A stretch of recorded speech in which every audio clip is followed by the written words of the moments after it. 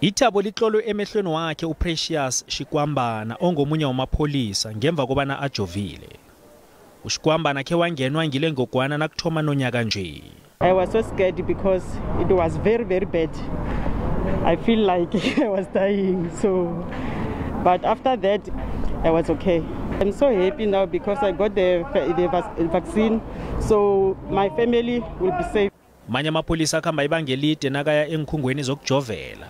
Bengithokiwe before ngivaccinate ukuthi mhlambe ngingagula or mhlambe ngaba namalokhu njani ama after effect ngemva ukuthi ngivaccinate njengoba kuzwakala ukuthi abanye bayagula abasakhona ukuphola ngemva kwevaccination, so but mina ngizizwa ngiright. Kodwa na IPopcru ayikathabi ngendlela linanaba ngakhona ihlelo lokujova. The vaccination is not going as smoothly as we anticipated due to the reason that out of the 11 sites that we have identified, only one has been approved.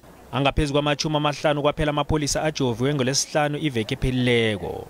We do have 2 sites now that have been registered in terms of vaccinating Hazy Views. One of them is going to be starting tomorrow.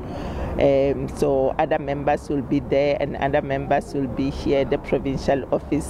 Imphathimandla zamapholisa esifundeni esizinethemba lokuthi zokujova wonke amapholisa aseleko ngomhla ka 6 kuRhoboyi.